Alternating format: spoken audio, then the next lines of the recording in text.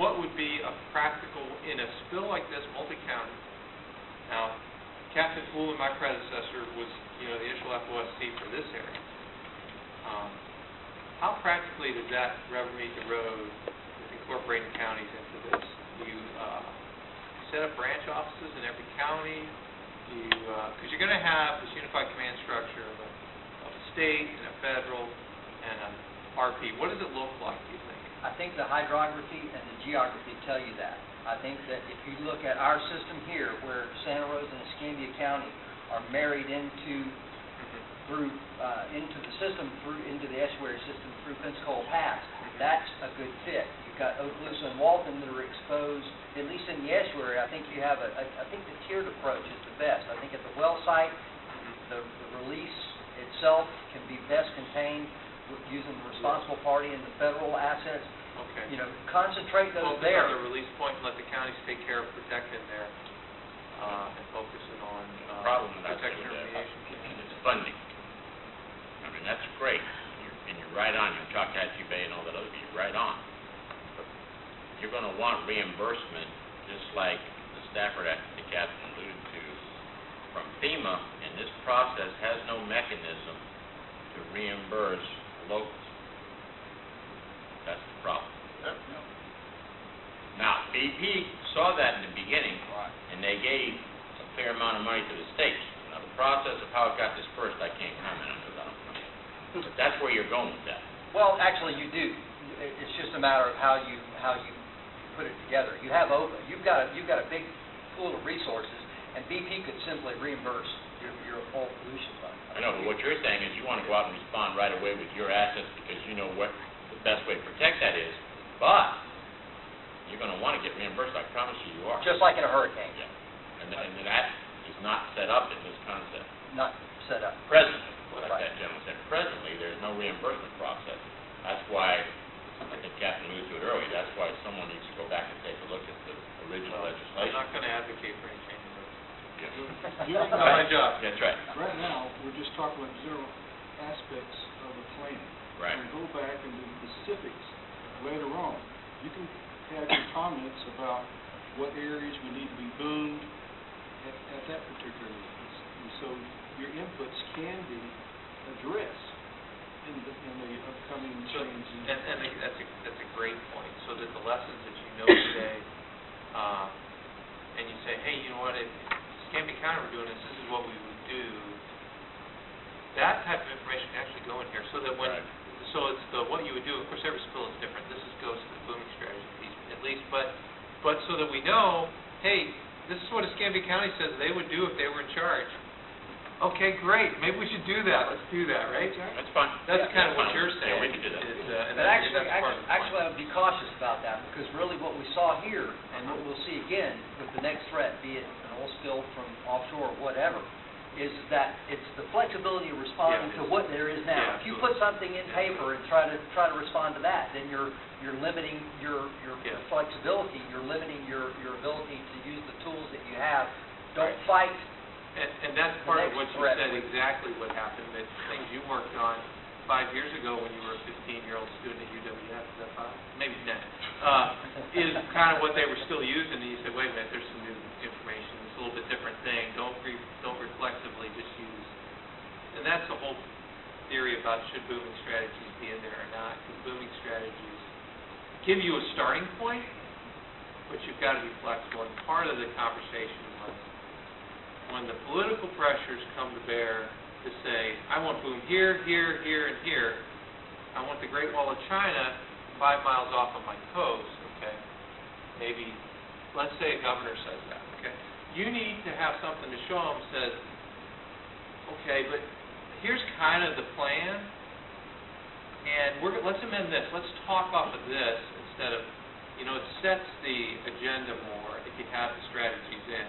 In 2008, when we last updated this, the conversation was, don't put them in because you need to be flexible. If you put them in, you get too rich and you start running out and doing silly things that don't really respond to this. If there was a lesson, it was, well, it's good to have something to start with. And then you can sort of, it starts the conversation and you don't have back of the napkin, moth, needle, pass or whatever, you figure, And I think that's the way we might be going with booming strategies. Okay. I can promise you they're going back in. We had that philosophy before. Okay. We took them out so local folks could make the decisions at that point in time, and I got my head hammered on. So they're going back in. This plan is designed for every spill, from a gallon or sheen to the BP oil spill. So it has to be flexible. You have to understand it. We get a sheen report, it has to be investigated every day in the Panhandle. You know. That's right. And the key, I think, part of it is having make sure the voices are able to get. And it's hard for you. I mean, if you're like the SOSC, team coordinator, and you got to incorporate 15 different counties. How do you do that? Well, we got to figure out a way to make it happen. Just say, from a local government perspective with the ACP, and this was all based on a pretty quick observation and review, so it may not be totally accurate, but when you first look at the ACP, what jumped out of it to me was the areas addressed in it as environmentally sensitive or areas for protection were areas of federal or state jurisdiction.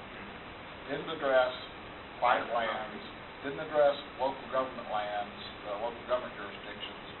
And so, Big Lagoon State Park, Gulf Islands National Seashore, they were there, but if you looked at all the private lands and seagrasses in Big Lagoon, or if you looked at inland waters, they weren't there.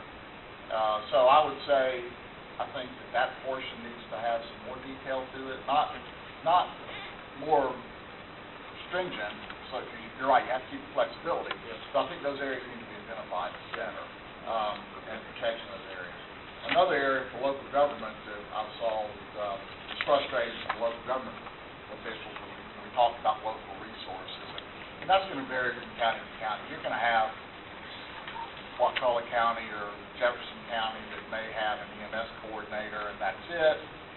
If you look at the Gulf coastal counties that in this sector, I think Escambia County probably has the largest environmental contingent. We've got 30 environmental professionals. We have aerial assets. We've got an EOC like this. So we have a different amount to bring to the table than maybe another county does. They're just different. So I would say those resources should be identified and utilized, because that was part of our local frustration, was that resources, we have a water quality laboratory also, and those resources weren't utilized. And we saw other resources, state resources being stretched to the hilt, Coast Guard resources being stretched, and we were frustrated because we weren't able to participate like we would like to. Might I ask to what degree on the everyday kind of spill you get visibility? You get National Response Center page outs for spills in your county, right? Do you see that? Are you on the... Well, Occasionally. Are you familiar we with just that? had a spill. We just had a spill in Pensacola Harbor, downtown Pensacola. I got a call at 7 o'clock on a Sunday morning, Okay. and I called the warning field, and I call back from Sector Mobile, and he, it takes him a couple of hours, but he gets there and observes the situation, and it was interesting to me to watch that from a small spill. Now, this was about a 3 or 4 acre harbor that was sheen from bulkhead to bulkhead, but it was substantial, and we never hear back on the end of that. And it depends on the relationship between the Sector Mobile staff and the county staff to communicate, and we don't typically get a follow-up or a final analysis on things like that. I would say my third point with kind of local frustration was the ability of local government, I kind of think of everybody, really local government voice to be heard, and from my perspective, I don't know that the state was adequately heard either. The ACP calls for a Northwest Florida representative, so it's almost like a sub-state SOSC, because the sector only covers the panhandle of the state. We got lost in the noise of the entire state, lost in the cross-jurisdictional issues of Alabama and Florida, when really what it calls for is somebody from Northwest District to serve as the SOSC to Mobile sector. And I don't feel like we really had that until about maybe January of this year when Darrell started going over. So I think that, and that's been in the plan all along. I didn't know about it until about then either. But in this particular spill, when I wandered through the incident examples, which wasn't mine, but I saw a rotating folks. Certainly, even Phil Wazinski was over there, and Gail Keenan, she over there, and several state-level folks were sitting in that SOSC chair. This is a big one. In the Mobile Incident Command Post, SOSCs had spots for each of the 3 states. I don't know how they're normally resourced. well, I think they were kind of hamstrung too. Yeah. I don't understand the question, but I think I He's can saying maybe we can go ahead. I think we could have You been don't better understand the question, but represented. you're going to answer it? Once he rephrases it all, Here, then. folks. Well, I don't know that there is an answer for y'all. Some of it may have been internal, but I think that a closer adherence to the plan for a state SOSC representing Northwest Florida for Mobile sector be there and be identified, rather than a state SOSC that's sitting in Fort Myers, Orlando, or Jacksonville, Okay. not even in New Orleans. So, and that's an internal issue. You can't really address that, but I think if also, right off the bat, if we've been a little more aware of that a Northwest Florida person was there from DEP, I think we would have had a better voice. That's just from my perspective. It's politics. I should have been designated, but I was put as a scat coordinator. Right. Oh, okay. I agree. Gotcha. I don't want to give that answer, I thought David would give that answer. I agree with that. I already knew the answer. That's kind of what happened. Yeah. Yeah, every state politically had to figure out how to See, maybe manage. if somebody, and this is all hindsight now, but if somebody from the Coast Guard had said, oh, that's not good enough, we've got to have data. Yeah. Let me also say that this is the first spill where we actually created a national incident standard. We practice it. Spills national significance. In fact, the exercise happened in March up in Portland, Maine.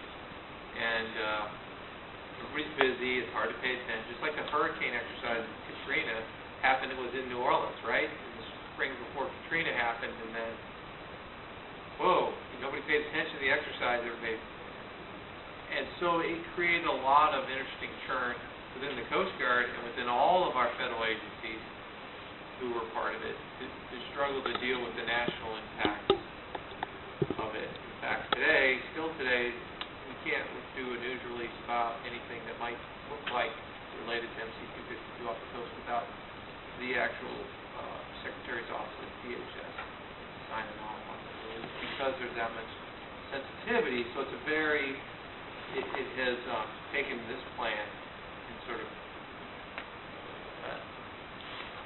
squeezed it a bit. But again, I think, as you're saying, you need a plan that's going to help us through every little. The big ones are going to, politics might cause us to more. Well, we had issues where Tallahassee wanted to run the operation, the counties that wanted to run operations. It's one coup after another. Yeah, and in fact, it was unique because we had 2 Coast Guard sectors that were pre-designated for on-scene coordinators that were trying to work together on a spill, which doesn't happen. Okay, good. So, And a follow-up too, and I think a lot of the inflexibility was because the plan was written so